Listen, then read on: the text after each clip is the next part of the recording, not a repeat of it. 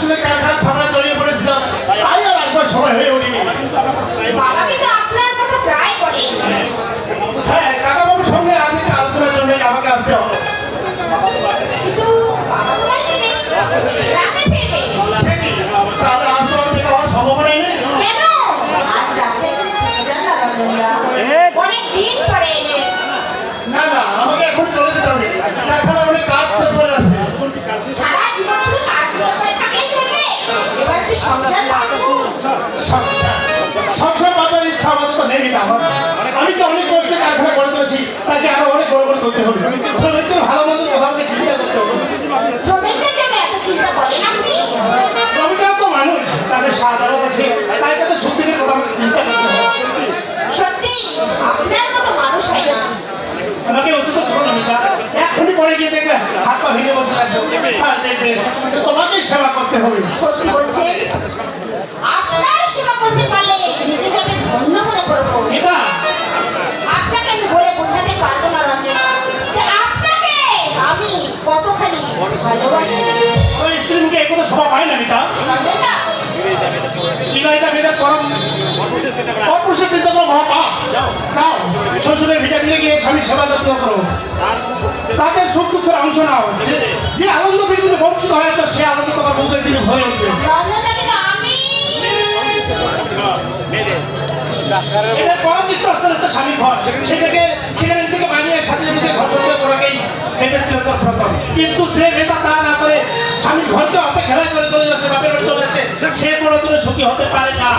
রঞ্জনা তোমার স্বামীর সঙ্গে ঘনিষ্ঠ পরিচয় আমি বুঝতে পারছি, তিনি একজন দেবদূত মানুষ। সেই দেবতার মতো মানুষটাকে তুমি মনে আঘাত দিও না।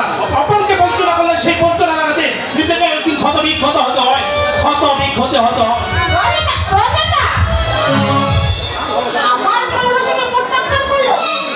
কোন পুরুষ আমার মুখের দিকে তাকালে একটু হাসলে, যারা নিজেকে ধন্য ধন্য মনে করে, আমার সঙ্গে একটু ঘনিষ্ঠ হওয়ার জন্য যারা আমার কাছে হাজার হাজার টাকা খরচ করে, আমি নিজে ধরা দেওয়া সত্ত্বেও রঞ্জনা আমাকে উপেক্ষা করে চলে গেল। না, দেখো আমার এই মুখের কাছে তার অহংকার কতদিন বজায় থাকে। না না, আমার মনে কোনো অহংকার নেই মিতা, তাই আমি নিজেই চলে এলাম। কি ব্যাপার, আমাকে দেখে হঠাৎ ভূত একবার মতো চমকে উঠেছে? মানে আমার উপর তোমার খুব অভিমান হয়েছে, তাই না? তুমি বিশ্বাস করো মিতা, তুমি যেদিন রাগ করে আমার থেকে বাড়ি থেকে চলে এলে, সেদিন থেকে আজ পর্যন্ত একটা দিন আমি ভালোভাবে কাটাতে পারিনি। ইয়ার প্রিয় কি ভালোভাবে দিন কাটাতে পারি? আমার মনের মধ্যে তুমি তো সর্বদাই বিরাজ করেছো মিতা। হ্যাঁ হয়তো পাই, কিন্তু বাড়িতে যখন তোমার এই সুন্দর ভিক্ষা আমি দেখতে না পাই, তখন যে আমার মনের অবস্থা কি হয় তা তোমাকে বলে বোঝাতে পারতো না মিতা। তাই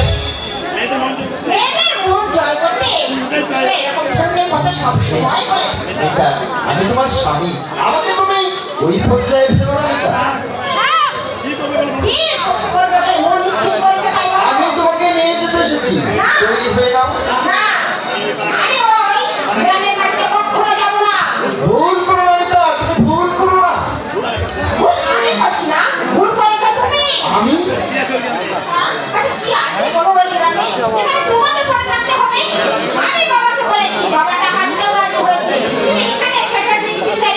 না মিতা, শস্য সমালোচনার চন্দন ফুলছে, এই চোখ ধাঁধানো শহর আমি থাকতে পারবো না, কারণ চন্দনপুর আমার কৈশোরের প্রিয় একত্র, আমার জন্মভূমি, সেই জন্মভূমি ছেড়েই আমি অন্য কোনো থাকতে পারবো না মিতা।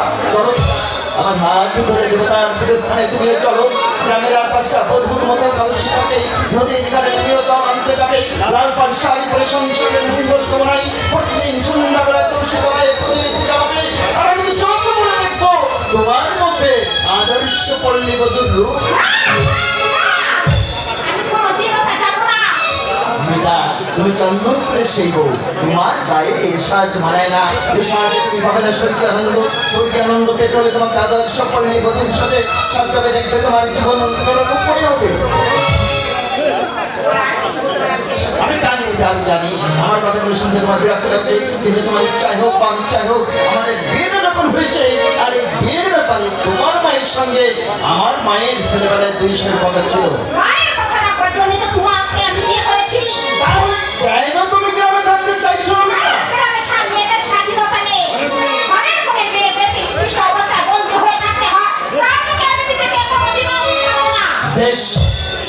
তুমি তুমি শহরে আধুনিক সভ্যতা নিয়ে থাকো, মেঘে যাচ্ছে আমার জন্মভূমি বট অশোক দুজনের সাইকেল শান্তির নীল সোনার চন্দনপুর গ্রামে, যেখানে নেই করা রং করা চাকচিক্য, নেই ধার করা হাসি, আছে সকলকে আপন করে নেবার অন্তর জড় করা ভালোবাসা। যাবার সময় বলে যায় মিতা, বিবাহিতা মেয়েদের কাছে বাবার পরিচয় বড় নয়, বড় হলো শ্বশুরের পরিচয়। সেই শ্বশুরের বিনা অপেক্ষা করে তুমি কোনোদিন মনে শান্তি পেতে পারো না। একটুখানি শান্তির আশ্রয়ের জন্য তোমাকে ফিরে যেতে হবে চন্দনপুর গ্রামে। ফিরে যেতেই হবে মিতা, ফিরে যেতেই হবে। শোনো, তোমরা শুনে যাও। আমি তোমার ঘর ছেড়ে এসে যখন কোনো ভুল করিনি, তখন কোনো ভুলের আগুন আমাকে কখনো পুড়ে মারতে পারবে না, কখনো না।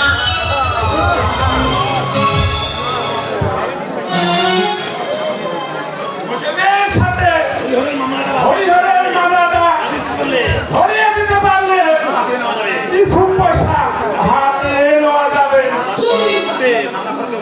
মামলার খরচ জোগাতে হরিহর বাধ্য হয়ে জমির বন্ধক দেবে, আর আমি ওই সেই সুযোগে ওই জমিগুলো আমি হস্তান্তর করবো। দেখি হরিহরের কান ভারী করে কত দূর এগোতে পারে। দুর্গা দুর্গা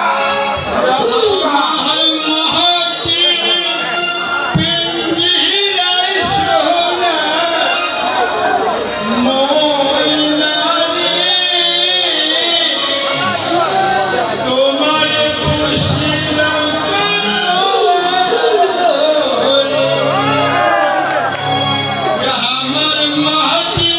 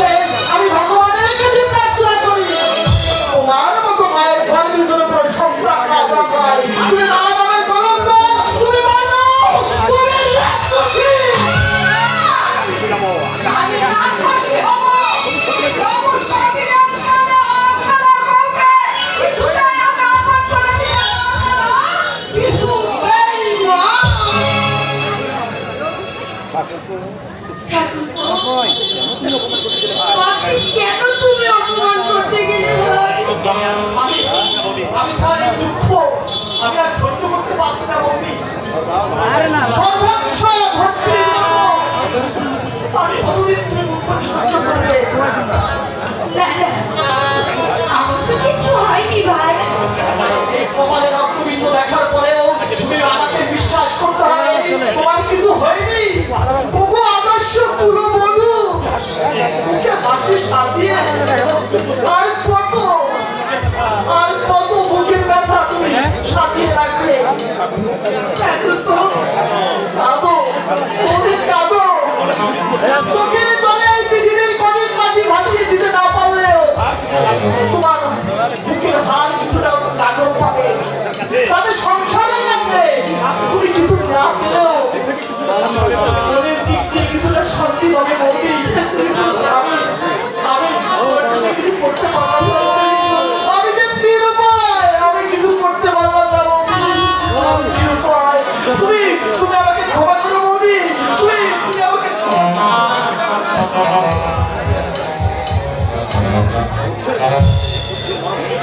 দুঃখের মরুভূমিতে আজ আমি ক্লান্ত পথহারা। যেদিকে চাই শুধু মরীচিকা। নেই কোনো আলোর নিশানা। কত ঠাকুর এই অন্ধকার ভেদ করে তুমি আমাকে আলোর পথ দেখাও ঠাকুর, আলোর পথ দেখাও।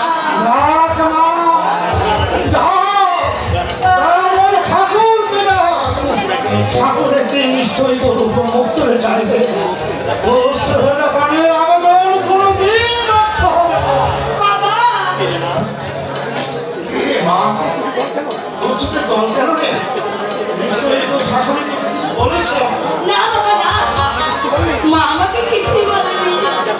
তুই অস্বীকার করলে আমি জানি তোর শাশুড়ি তোকে দুবেলা গাল মন্দ না দিয়ে কখনো মনে শান্তি পায় না। বাবা, ওদের দুজনের মুখের দিকে আমি ভালোভাবে দেখাতে পারি না মা। সংসার সমুদ্রের মতো হয়ে যাবে। দুটি অসহায় প্রাণী ধীরে ধীরে তলিয়ে যাচ্ছে। আর আমি ধীরে দাঁড়িয়ে নিজের চোখে সেই দৃশ্য দেখছি। তবু জল নেমে তোদেরকে টেনে তুলতে পারছি না, কারণ আমি কি সাঁতার জানি না রে মা। আমি কি সাঁতার জানি না। চুপ করো। আমার দুটো কথা তুই শোন, মন দিয়ে শোন। ওর মায়ের খুবই ইচ্ছে ছিল যে ওর উপরে লেখাপড়া শিখিয়ে তাকে ইঞ্জিনিয়ার করবে। আর সে সারা করুন হবার আগে 5 বছরের ওর উপরে রেখে সে পৃথিবীর থেকে চিরবিদায় নিয়ে চলে গেল রে বাবা। মৃত্যুর সময় মার হাত ধরে বলেছিল তুমি আবার দ্বিতীয় বিবাহ করবে। আমার ওর জন্য কখনো মায়ের অভাব বুঝতে না পারে। তার কথা মতো ওর শুধু সুখের একবার জন্যই আমি দ্বিতীয় বিবাহ করলাম। কিন্তু কাঞ্চন ভেবে আমি ঘরে আনলাম। আসলে সে কাজ ছাড়া আর কিছুই নয় রে বাবা। বাবা, এই বাড়িতে এসে সেই প্রথম দিন থেকে অরূপকে যে বিষ নজরে দেখতে শুরু করেছে, আজও তার ব্যতিক্রম হয়নি। আমি তাকে অনেকে বুঝিয়েছি, কিন্তু কোনো ফল হয়নি। দ্বিতীয় পক্ষের স্ত্রীদের সতীনের ছেলেকে আপন করে নিতে পারে না, এই চরম সত্যটা যখন আমি বুঝতে পারলাম, তখন আমি অনেক দূরে চলে গেছিলাম। ফিরে আসবার আর কোনো পথ ছিল না বাবা। আপনি চুপ করুন বাবা, আপনি চুপ করুন। আমি যখন রামের মতো স্বামী পেয়েছি, আলারুদের মতো বাবা পেয়েছি, আর লক্ষণের মতো দেবর পেয়েছি, কত কাটা বাগাতে কত বিক্ষুব্ধ হলেও এই সংসারে মরা গাছে ফুল আমি ফোটাবোই বাবা। শুধু শুধু শুধু আপনি আমাকে আশীর্বাদ করুন বাবা। আরে চুপ কর না, চুপ কর। তুই কাঁদিস না রে মা। তুই কাঁদলে আমি ওকে কেঁদে ফেলি রে মা। বাবা হ্যাঁ? ও সর্বানু এখানে আছো। তুই এবার এই সময় কোথাও বেরোচ্ছিস নাকি? আমাকে একবার নয়নপুর যেতে হবে বাবা। কেন কেন নয়নপুর কেন? নয়নপুর থেকে খবর এসেছে শ্বশুর মশাই ভয়ানক অসুখ। আমাকে তুমি এক্ষুনি নিয়ে চলো। বৌমাকে নিয়ে এখন বেরিয়ে পড়, আর আমি পিছনে গিয়ে একবার হসপিটালে গিয়ে আমি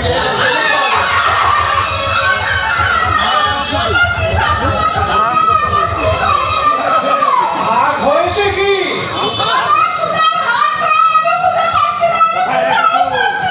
কোথায় রেখেছো ভালো করে খুঁজে দেখো।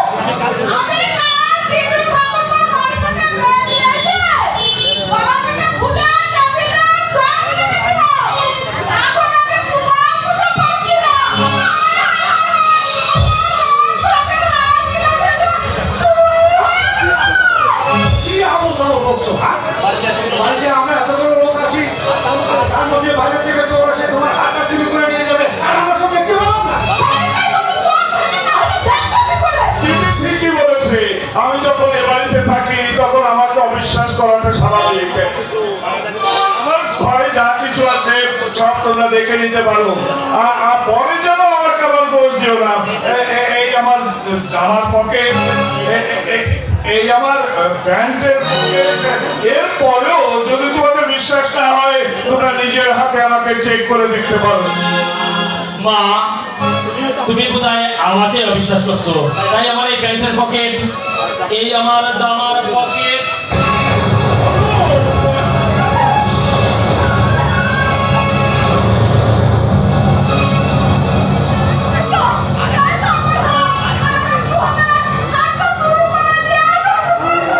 মা, মা,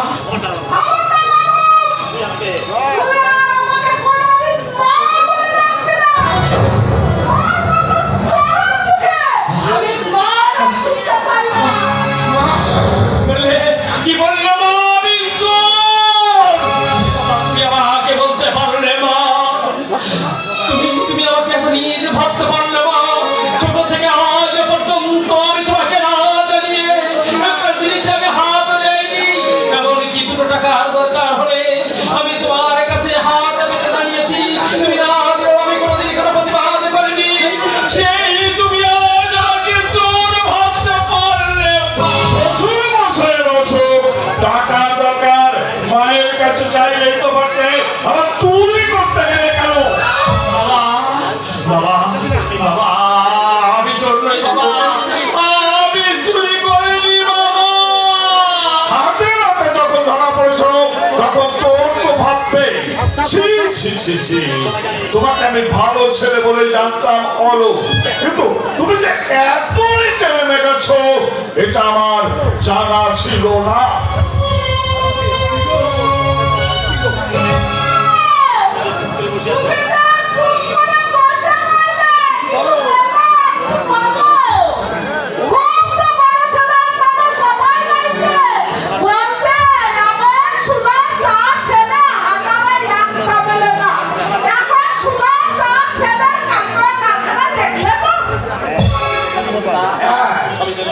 সবই দেখলাম, এখন শুধু ভাবছি যে সে কেমন করে সম্ভব হলো।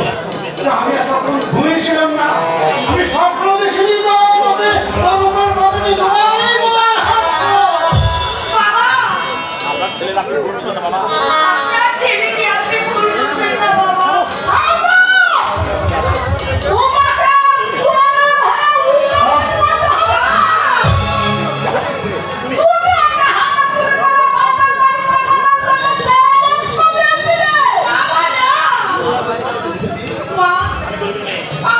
আমি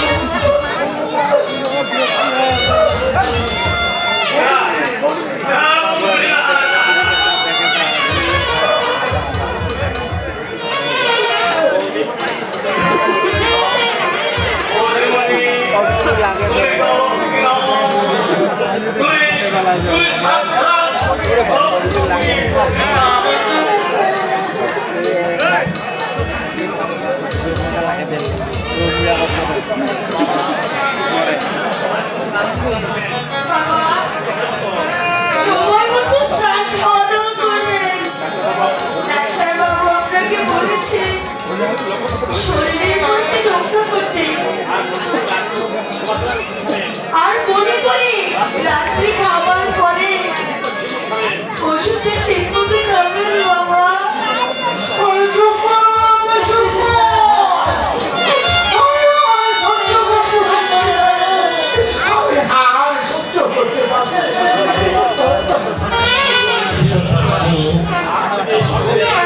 আজ থেকে এই ঘর ছেড়ে পথেই হবে আমাদের একমাত্র আশ্রয় সমাধি।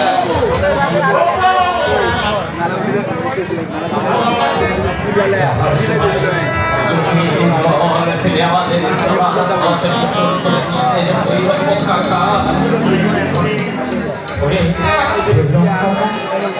মনে করো এতদিন এই সংসারে একটা চোর বাসা বেঁধেছিল বাবা।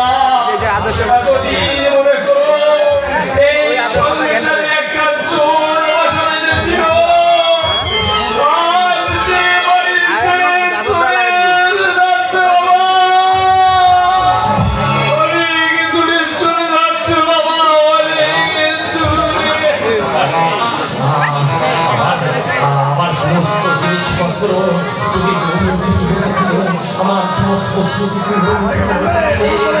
আজ থেকে জানবে অরূপ বলে তোমার যে সন্তান ছিল সেই accident-টা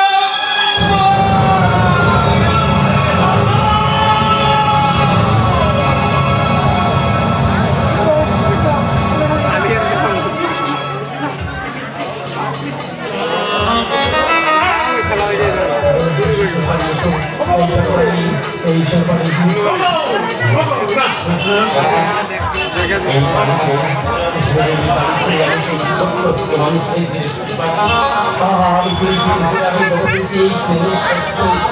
এইখানে ফেলেছি বেঁধেছি বেঁচেছি।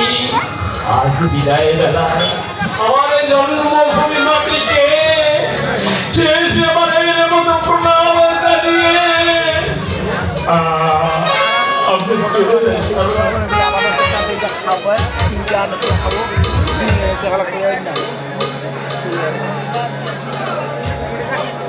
বাদ না করে গাড়ি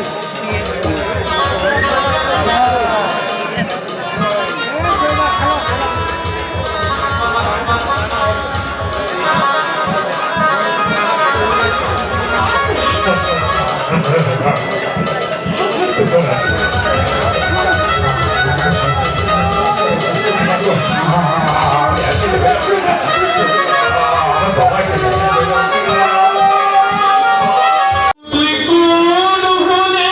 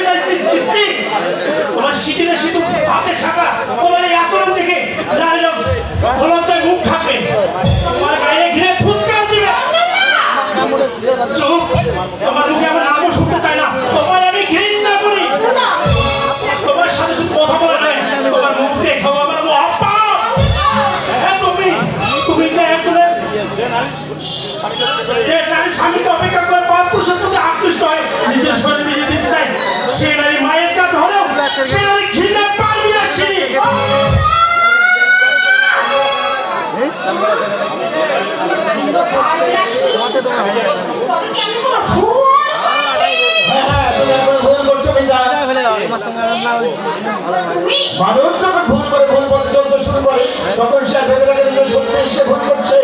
কেউ সে ভুল করে দিতে গেলেও সহজে সে বিশ্বাস করে না, ভাবে তার চলার পথে ঠিক।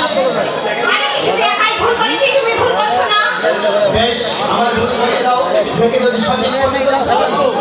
তাহলে বলো, কেন তুমি আমাকে দূরে সরিয়ে রেখেছো? আমি তোমাকে দূরে সরে রেখেছি। হ্যাঁ, আমি তোমাকে দূরে সরে রাখিনি ম্যাডাম, বরং তুমিই আমাকে দূরে সরে রেখেছো। ঠিক আছে। গ্রামের মায়া কাটে এখানে চলে এসো, দেখবে সব কিছুই ঠিক হয়ে না, যাবে। তা হয় না ম্যাডাম, তা হয় না। আমি তোমাকে আগেও বলেছি, আজও বলছি, গ্রাম ছেড়ে আর এই কর্মসূচি আমি কোনোদিন এই শহর